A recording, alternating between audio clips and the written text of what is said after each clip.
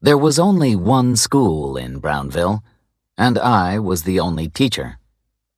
Brownville was a small town and had few young people, but many visitors stayed there in the summer. Brownville has some of the finest views in the state of California. The town lies between hills that are covered in beautiful, colorful trees. In the hills, the air is fresh and clear. Many visitors came to Brownville to improve their health. They walked on the hills and breathed the good, clean air. I saw many of these visitors because I lived in a boarding house. In summer, the house was full of guests, and I talked to most of them. I ate breakfast and supper in the boarding house and spent the rest of the day at the school. The school was not far away. It was on the other side of a hill. The distance by road was about 1.5 miles, but I knew a shorter way. I could walk over the top of the hill in 15 minutes. There was a path that ran through the forest on the hill. I came back along this forest path late one evening. It was the last day of term. Tomorrow, the students' vacations would begin.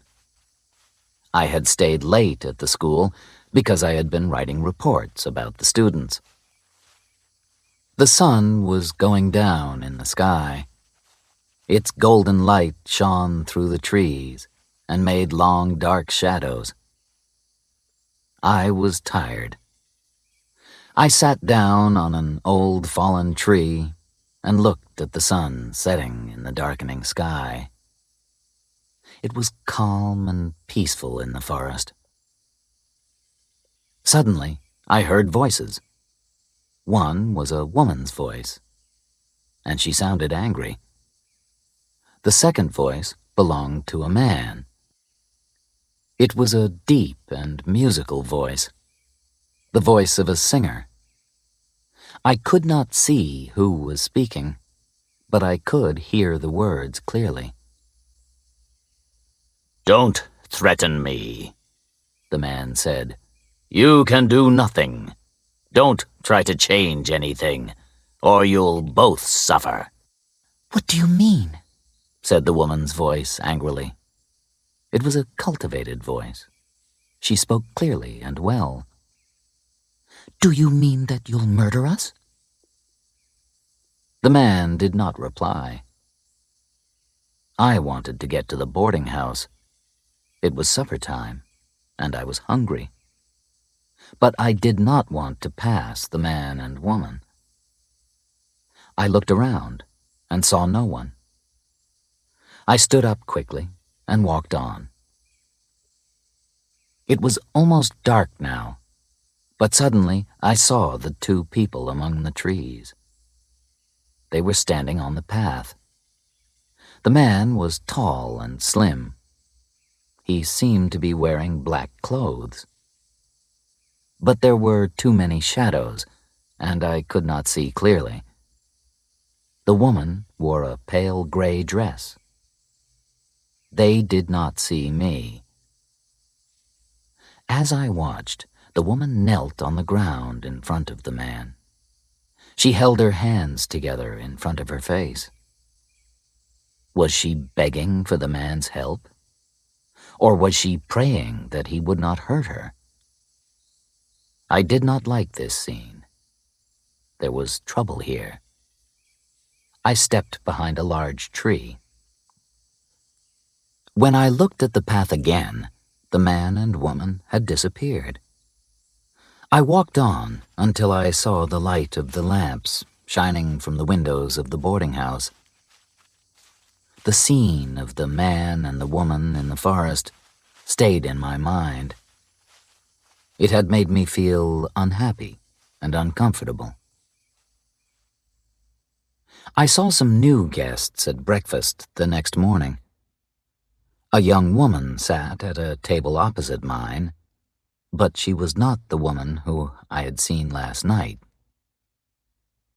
Then a younger lady entered the dining room. The two young women looked very similar, and they were both extremely pretty. When the second young lady spoke, I recognized her voice immediately. I had heard it in the forest. The two ladies were sisters. I guessed that they were about 18 and 20 years old. I finished my coffee and left the dining room quickly. We were the only people in the room, and I did not want to listen to their private conversation. That would be rude, and I did not want them to notice me. I did not see the tall, slim man, but I heard him. He was in the garden of the boarding house. As I had guessed, he was a singer.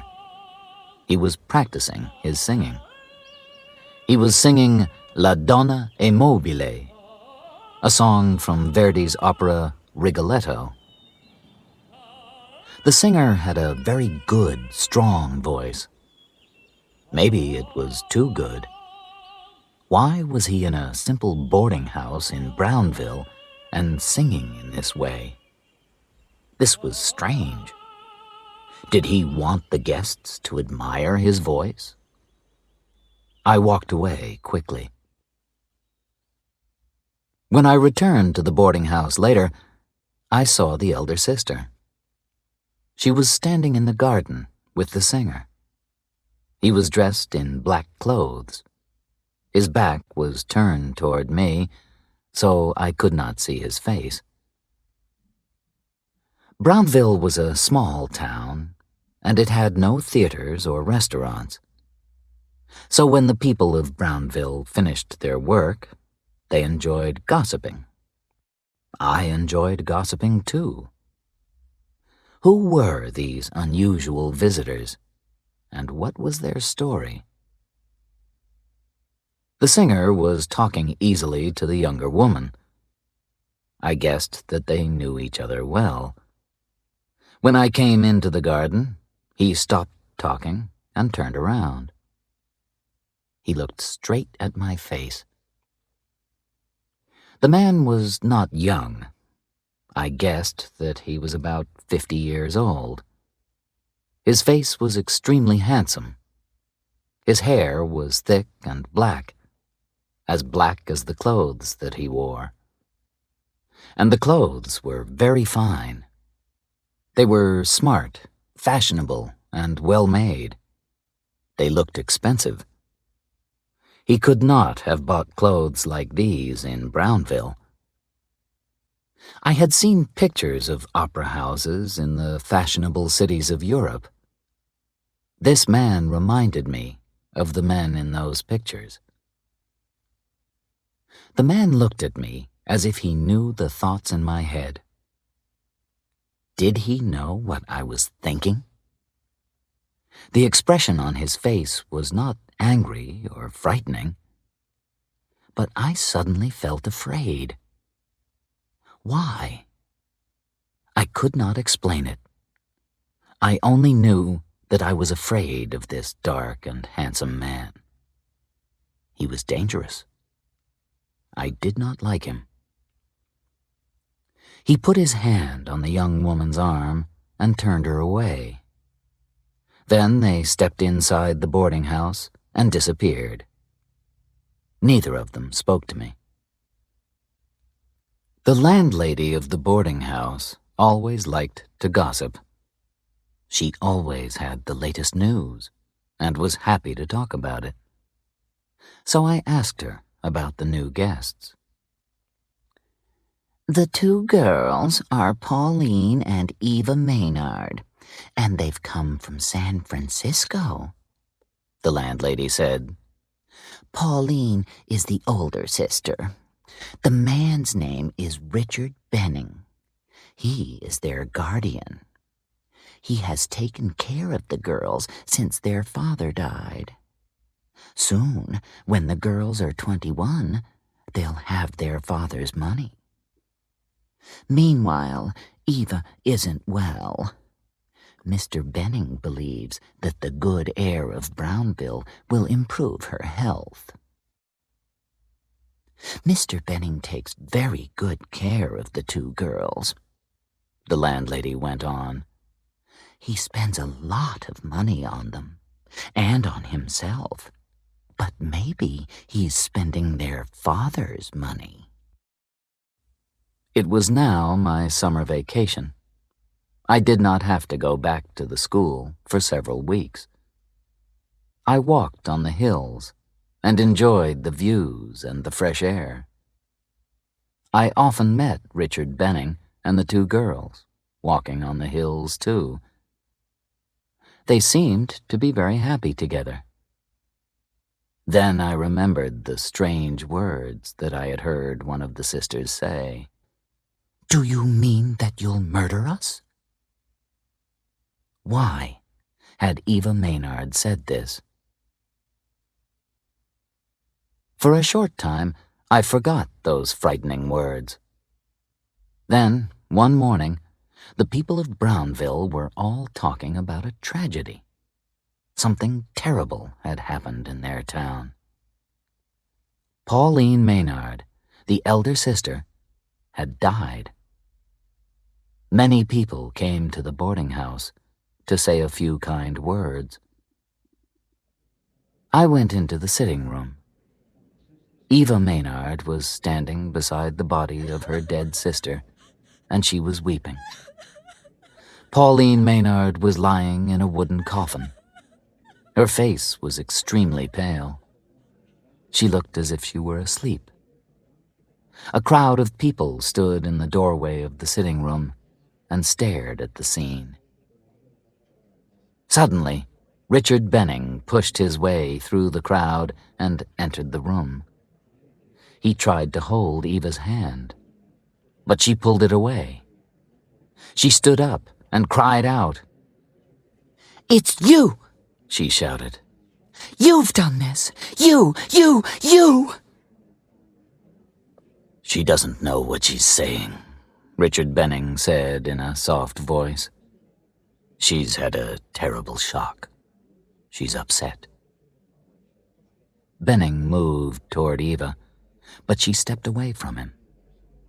He did not try to touch her hand again. Instead, he moved his hand in front of her face, slowly, once. Immediately, Eva's eyes closed, and she stood still. Then, Benning held her hand and put his other arm around her shoulders. Suddenly, she began to weep again. Then, Benning gently led the young woman out of the room. A few days later, there was an inquest in Brownville. The coroner listened to the words of Benning, a doctor, and several people in the boarding house. Then he wrote these words on Pauline's death certificate. Cause of death, heart disease. They thought that Pauline had died suddenly because her heart was weak. Benning sent for an undertaker from San Francisco. The undertaker took Pauline's body back to the city, and she was buried. Neither Benning nor Eva went to the dead girl's funeral. Many of the people of Brownville thought that this was wrong and strange. "Poor Eva," the landlady said to me. "Her health is not good. Mr. Benning is worried. He doesn't want to take her back to San Francisco. Her health might become worse if she goes to the city. It's better for her to stay here in Brownville." A week passed. One evening, I finished my supper and went into the garden. I saw Richard Benning and Eva Maynard standing beneath a tree. They were holding each other's hands and looking into each other's eyes. It was a very gentle and romantic scene. But it was wrong. They looked like lovers. Benning was a 50-year-old man, and Eva was not yet 20. Also, he was her guardian. Benning should be like a father to the young woman, not a lover. I stood in the shadows, and they did not see me. I did not move, but I listened. "You will kill me," said Eva. "I know that you killed Pauline. I beg you to kill me quickly. Let me go. Let me be at peace." Richard Benning did not reply. He released Eva's hand and walked away. He walked up the hill to the forest where I had first seen him. As he walked, he sang. His fine voice sounded beautiful and wild. Eva stared at her guardian. As she listened, she put her hands together. She held her hands in front of her body, as if she was praying. I walked out of the shadows. Eva turned and stared at me. Maybe I had frightened her. "Miss Maynard," I said, "I'm sorry. I came into the garden and I heard what you said. I believe that you're in danger." "You can do nothing," she said. Her voice was soft, and she had a strange expression on her face. Her eyes were large and bright. Was she ill? Or maybe she was dreaming. I gently held Eva's hand. "You seem to be asleep," I said. "You must wake up. You said that Benning killed your sister. You said that he'll kill you, too. Will you tell me about it? I'll try to help you." "You can't help me," said Eva. "We'll be here for only a day or two more. Then we'll go away. Far away. I ask you to be silent. You mustn't talk about anything that you've seen or heard here." "But this is crazy," I said. "I'm sure that you're in danger. I must tell the police." Eva woke up a little when she heard this. Her expression changed. She became cold and polite. "This is my business, not yours," she said. "But your sister died here, in Brownville," I said. "And she died suddenly. Now you are in danger. The people of Brownville might be in danger too. You must tell me what happened. Didn't you love your sister?" "Yes, I loved her," said Eva. "But I love him more. Do you think that the police will believe you? You heard a secret conversation. If you talk about it, I'll say that your words are lies. No one will believe your story." Suddenly, she smiled. It was a beautiful, sweet smile. I could not believe her words. They were so hard and cold. Eva held my hand tightly. "Come with me," she said. "We'll walk together. He will be away all night. He won't know that you've been with me. We'll walk and talk. And you'll forget what you've seen and heard. You'll forget about us." Truly, I did not know the ways of women then. I was happy to walk in the garden with Eva Maynard. I was a little in love with this beautiful young woman. We talked about the people of Brownville. And we talked about their love of gossip.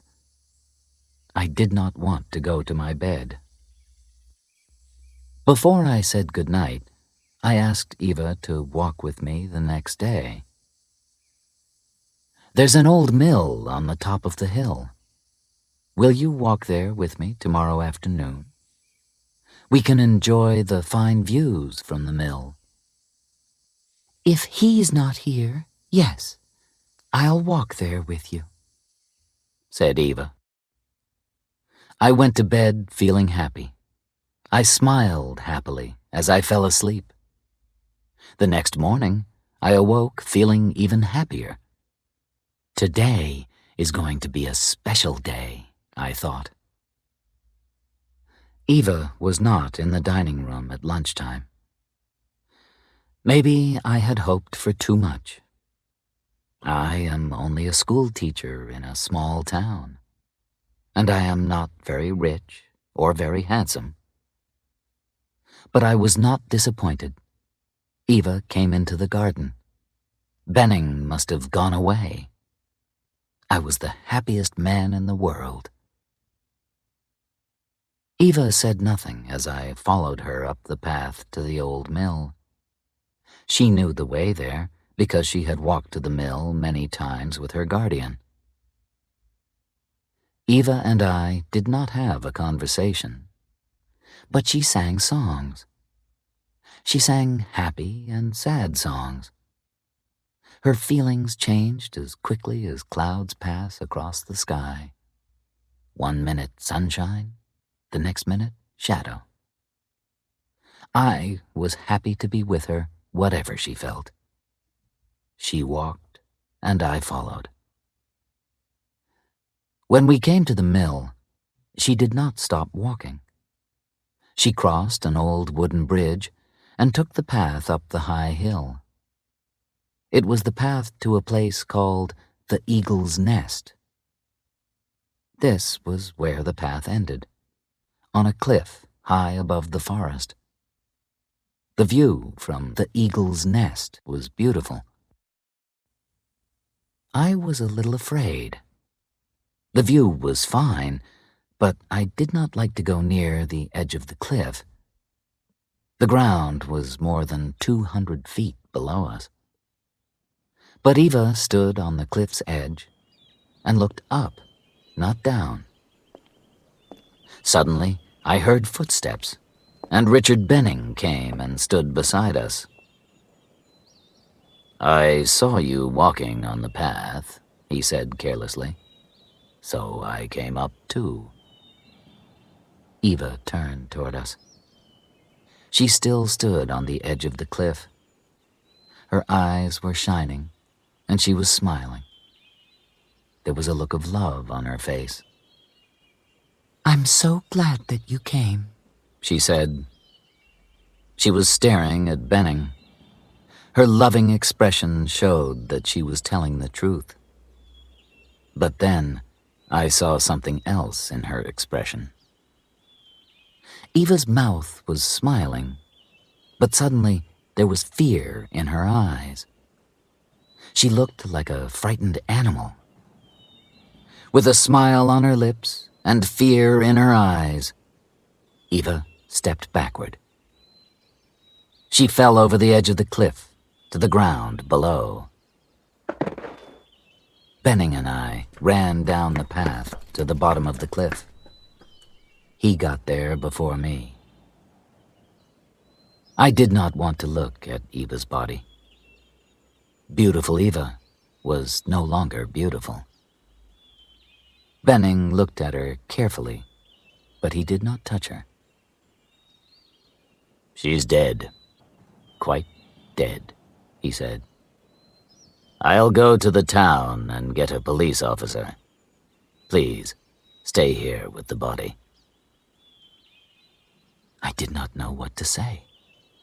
I was shocked. Benning started to walk toward Brownville. Then he turned and looked at me. "You saw what happened," he said carelessly. "It was an accident. Eva killed herself. I saw her step off the edge of the cliff, and you saw it too." "You're a killer," I said. "You're a damned killer. You didn't touch her, but I know that you killed her." Benning turned his back toward me and walked away. As he walked through the forest, I heard him singing. He was singing a song from Verdi's opera, Rigoletto. La donna è mobile.